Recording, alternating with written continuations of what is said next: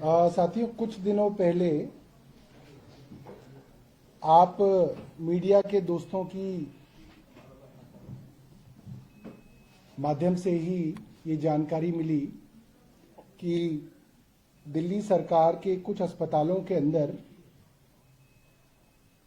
कुछ सैंपल्स दवाइयों के स्टैंडर्ड के नहीं पाए गए। ये एलजी साहब के दफ्तर से ये खबर दी गई। हालांकि मेरे पास ऑफिशियल कॉपी नहीं पहुंची थी, आप लोगों के पास पहुंच गई थी। उसी से पता चला और उसके अंदर अलग अलग सैंपल्स के विषय में बताया कि करीब 43 सैंपल्स दिल्ली सरकार के 3 हॉस्पिटल से लिए गए, एबास से, एलएनजेपी से, डीडीयू से। और उन 43 सैंपल्स के अंदर 5 सैंपल्स एनएसक्यू डिक्लेयर किए गए। एनएसक्यू मतलब नॉट ऑफ स्टैंडर्ड क्वालिटी। और आप देखेंगे कि इस आधिकारिक रिपोर्ट के अंदर यही शब्द बार बार इस्तेमाल किया गया है, नॉट ऑफ स्टैंडर्ड क्वालिटी। कहीं पे भी ये नहीं कहा गया ये ड्रग फेक है, नकली है, जहर है, स्पूरियस है। ऐसा कहीं नहीं कहा गया, क्योंकि एक आधिकारिक तौर पे आप ये नहीं लिख सकते, क्योंकि ऐसा था नहीं। मगर अनधिकारिक तरीके से भारतीय जनता पार्टी के लोगों ने, और एक हमारे यहां दफ्तर है, उस दफ्तर में जो खबर प्लांट करते हैं लोग, उनके माध्यम से कहा गया कि ये दवाएं नकली हैं। मुझे भी लगा कि हो सकता है शायद दवाएं नकली हो। मैं तो कोई फार्मासिस्ट नहीं हूं, मैं केमिकल इंजीनियर नहीं हूं, मैं डॉक्टर नहीं हूं। मगर जब इस रिपोर्ट के अंदर जो टेस्ट रिपोर्ट्स पीछे लगी हुई हैं, ये टेस्ट रिपोर्ट्स थी जो इस विजिलेंस की रिपोर्ट जो एलजी साहब ने सीबीआई को भेजी, उसमें लिखी हुई थी। जब मैंने उसको ध्यान से देखा और अपने फार्मासिस्ट से बात की, कुछ प्राइवेट फार्मासिस्ट से बात की, कुछ प्राइवेट डॉक्टर्स से बात की, तो मुझे बड़ी हैरान करने वाली बातें पता चली। आपको बता रहा हूं, आप भी अपने लेवल पे कंफर्म कीजिएगा। पहली रिपोर्ट जिसको बताया गया कि वो नॉट ऑफ स्टैंडर्ड क्वालिटी है। अब ध्यान दीजिए कि मैं एक शब्द इस्तेमाल कर रहा हूं, नॉट ऑफ स्टैंडर्ड क्वालिटी। मैं ये नहीं कह रहा कि ये दवा नकली है, स्पूरियस है, क्योंकि ये नकली नहीं है। नकली वो होती है कि मैं आपको दूं दवा पेट दर्द की, आपका पेट दर्द ठीक ना हो तो वो नकली है। या आपका पेट का दर्द और बढ़ जाए तो वो और भी ज्यादा नकली है। या स्पूरियस होती है कि ये दवा बना तो फला कंपनी सकती है, मगर किसी लोकल कंपनी द्वारा इसकी एक कॉपी बनाई जा रही है, उसको स्पूरियस कहा जाता है। फिर हार्मफुल हो सकती है कि भैया ये तो जहरी एक तरीके का, जो आपको दे दिया तो आप तो मर ही जाओगे, या आपको गंभीर बीमारी हो जाएगी, ऐसी दवा दे दी। ऐसा कुछ भी नहीं है। अब मैं एक एक करके वो टेस्ट रिपोर्ट पढ़ता हूं जो विजिलेंस विभाग ने एलजी साहब को और एलजी साहब ने सीबीआई को भेजी है। इसमें पहली दवा है जो एबास से उठाई गई, पेंटाप्रेजोल। ये दवा गैस्ट्राइटिस के लिए ली जाती है। अब आप देखिए इसके अंदर कौन कौन से मापदंड है कि वेट इसका ठीक है, हाँ ठीक है, यूनिफॉर्मिटी ऑफ वेट ठीक है, ठीक है, एस्से टेस्ट, कंटेंट्स, सॉल्ट। सबसे बड़ी चीज जो किसी दवाई की होती है वो ये होती है कि उसके अंदर जो सॉल्ट है, हर दवा एक सॉल्ट से बनती है, केमिकल से बनती है। वो सॉल्ट जो है वो उसकी दवा होती है। कंपनी के नाम अलग अलग हो सकते हैं, कई बार अलग अलग कंपनी से एक सॉल्ट भी मिलता है एक ही तरीके का। तो इसके अंदर जो सॉल्ट है, उस सॉल्ट का नाम है, उसको कंटेंट बोलते हैं, वो है पेंटाप्रेजोल सोडियम। ठीक है, इसकी क्वांटिटी क्या होनी चाहिए? ये बोलते हैं कि 40 mg की, कहते हैं ना 40 mg वाली दवाई दे दो, तो 40 mg की दवाई की जो कितने mg मिलीग्राम इसके अंदर दवाई होनी चाहिए, वो 10% इधर या 10% इधर तक चलती है, जिसको इसकी रेंज बोलते हैं। तो इसकी लोअर लिमिट 36 mg थी, अपर लिमिट 44 mg है ये दवाई 40 mg की। ये दवाई के अंदर जो एक केमिकल है, सॉल्ट है, ये 42.34 mg था। यानी कि इसके अंदर जो दवा होनी चाहिए वो दवा थी। अब कहा जा रहा है साहब ये स्टैंडर्ड क्यों नहीं है? तो सबसे नीचे छोटा सा लिखा हुआ है स्टैंडर्ड क्यों नहीं है। आप ये देखिएगा, मैं हाईलाइट कर रहा हूं, आपको ये व्हाट्सएप से भेजेंगे। ये कहते हैं in the opinion of the undersigned the sample referred to above is not of standard quality as defined in the act and the rules made thereafter thereunder for the reason given below with respect to dissolution। अब dissolution क्या होता है, इस पे आता हूं। Dissolution का मतलब यह है कोई दवा आपने ली, आपके पेट में वो कितनी देर में घुली। अगर कहा जाए कि इस दवा का डिसोल्यूशन 25% खराब है, तो उसका साधारण भाषा के अंदर जो मुझे समझाया गया और मैं आपको बता रहा हूं कि वो दवा आपके पेट में 30 सेकंड में अगर घुलनी चाहिए और वो 25% उसका डिसोल्यूशन इधर उधर है, तो वो 30 की जगह 38 सेकंड में आपके पेट में घुलेगी। इतना फर्क है। अगर 40 सेकंड में वो आपके पेट में घुलनी चाहिए, 25% डिसोल्यूशन में फर्क हो गया, तो वो बोल लीजिए 50 सेकंड में आपके पेट में घुलेगी। वो कोई नकली दवाई नहीं है, वो कोई स्पूरियस दवाई नहीं है। क्योंकि मैं देख रहा था कि कई अखबारों के अंदर लिखा गया इसके बारे में, फेक मेडिसिन स्कैम। फेक तो तब होगी जब वो दवाई जिस कंपनी को बनानी थी वो नहीं बना रही, किसी और ने बना के एक नकली चीज दे दी। ऐसा कोई ना ये स्पूरियस है। मैंने हिंदी के अखबारों में पढ़ा, उसमें लिखा नकली दवाई घोटाला, नकली दवाई मामले में ये हुआ। अरे भाई, नकली कैसे लिख दिया? आप नहीं लिख सकते, और इसमें आपकी गलती नहीं है। जिस कॉन्स्टिट्यूशनल ऑफिस ने ये खबर प्लांट करी, उन्होंने ये प्लांट किया कि ये नकली दवा है, ये फेक ड्रग है, उनकी गलती है। आप भी केमिस्ट नहीं है, मैं भी केमिस्ट नहीं हूं, आपने भी फार्मेसी नहीं पढ़ी, मैंने भी नहीं पढ़ी।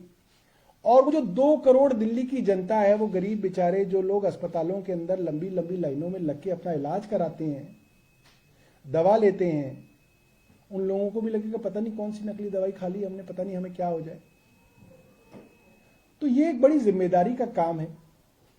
इसीलिए आप सब लोगों को मैं बताना चाहता हूं, और आप लोगों के माध्यम से मैं जनता को बताना चाहता हूं कि ये दवाई ना स्पूरियस थी, ना नकली थी, ना फेक थी। ये कुछ मापदंडों के अंदर खरी नहीं उतरी। अब ये कहा जा सकता है भाई ये मापदंडों में खरी नहीं उतरी तो क्या हुआ? ये एक नॉर्मल प्रोसेस है। मैंने मंगवाया अपने डिपार्टमेंट से, मैंने कहा भाई तो नॉर्मली तुम टेस्ट करते रहते हो, कह रहे सर हम करते रहते हैं। तो ये नॉर्मली सब स्टैंडर्ड की पाई जाती होंगी, हर सरकार में पाई जाती हैं। अब ये नहीं हो सकता कि ये जो इतनी बड़ी बड़ी कंपनी है ये सिर्फ दिल्ली सरकार के लिए दवा बना रही हैं। ये कंपनियां सबके लिए दवा बना रही है। केंद्र सरकार के अस्पतालों में भी यही कंपनियां दे रही हैं। भारतीय जनता पार्टी के उत्तर प्रदेश, हरियाणा में भी यही कंपनियां जो हैं दवाइयां दे रही हैं। तो हमारे लिए नकली बनाएंगे, उनके लिए असली बनाएंगे, ऐसा कोई ना होगा। यही दवाइयां हैं और ये एक नॉर्मल प्रैक्टिस है। दवाइयों के सैंपल पिक किए जाते हैं, उसके अंदर कोई दवाई अगर non standard, not up to the standard quality पाई जाती है तो उस दवाई को इस्तेमाल करने के लिए रोका जाता है।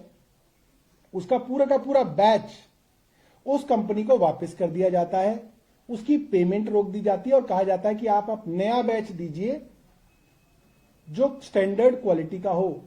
ऐसा भी नहीं है कि इस चीज को कहने से आप ब्लैकलिस्ट करते हैं कंपनी को, ये प्रोसीजर में ही नहीं है।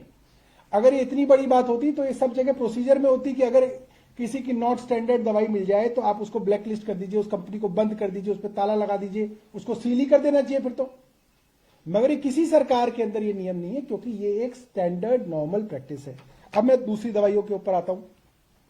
दूसरी दवाइयों के ऊपर आने से पहले मैं आपको यह भी बताता हूं कि जब मैंने सीपीए से पूछा कि आप जो टेस्ट वगैरह करते हैं उसकी क्या रिपोर्ट है जो आप पिछले सालों करते होंगे, तो उन्होंने बताया कि 2022-23 के अंदर 281 सैंपल उठाए गए, जिसके अंदर 12 sample not of standard quality पाए गए। ठीक है।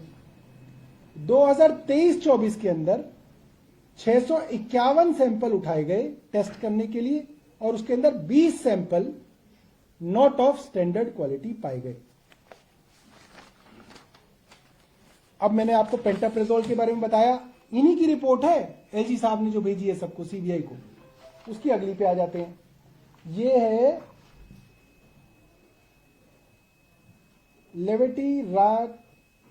लेविट्रेट लेवेटिरेवेटैम, ये दवाई इलेप्सी की होती है, 650 mg की दवाई है। इसके अंदर जो दवा का जो सॉल्ट है वो इसके अंदर बराबर क्वांटिटी के अंदर है, इसके अंदर दवाई है। सिर्फ इसके अंदर होना चाहिए था 500 mg और ये 90 to 110% के लिमिट में आना चाहिए। इसके अंदर मिला 96.89% ये सॉल्ट, यानी कि ये स्टैंडर्ड क्वालिटी का सॉल्ट इसमें है, दवा इसमें है। मगर ये भी जिस टेस्ट में फेल हुई है वो डिसोल्यूशन टेस्ट है, यानी कि पेट में घुलने वाला टेस्ट। अब इसकी अगले पे आ जाते हैं, एम्लोडिपिन। एम्लोडिपिन के अंदर आ जाते हैं। इसके अंदर 5 mg की दवाई है। ये 90% टू 110% सॉल्ट होना चाहिए। इसके सॉल्ट का नाम जो है वो इसमें दिया हुआ है। वो सॉल्ट इसमें 5 mg की बजाय 4.98 mg था, यानी कि लिमिट के अंदर था। सॉल्ट उसके अंदर है, वही सॉल्ट है जो होना चाहिए, दवा वही है।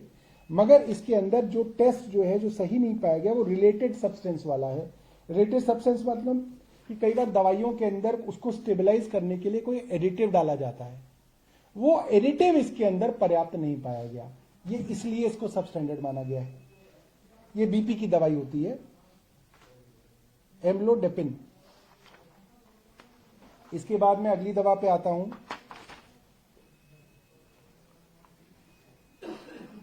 सेफेक्सिन।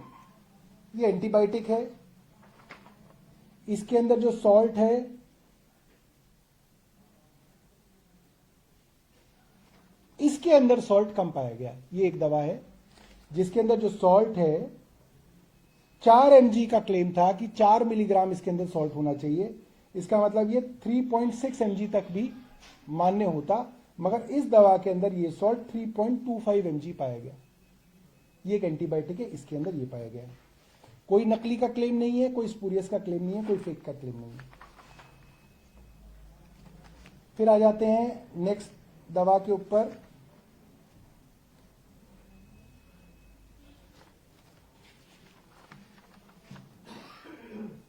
डेक्सामिथासोन। ये एक स्टेरॉइड है।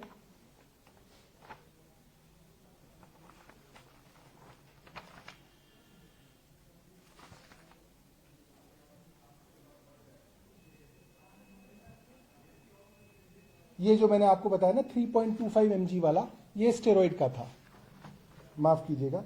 जो मैंने आपको एंटीबायोटिक का बताया था सेफेक्सिन, वो रेजोल्यूशन के अंदर जो है वो ठीक नहीं पाई गई है। इसके बाद अगली दवा है जो आखिरी में जो छठा टेस्ट उन्होंने बोला, 5 टेस्ट की रिपोर्ट एक बार आ गई थी, एक छठे के लिए एक बार और अखबारों के अंदर दिया गया कि एक और दवाई जो है नकली पाई गई। इन्होंने कहा उसके अंदर भी सोडियम वेल्पोरेट के नाम से आपको बताया गया कि एलिप्सी की दवाई जो है दिल्ली सरकार के अस्पतालों में नकली थी। वो भी जिस टेस्ट के अंदर सही नहीं पाई गई उसका नाम भी डिसोल्यूशन टेस्ट ही है।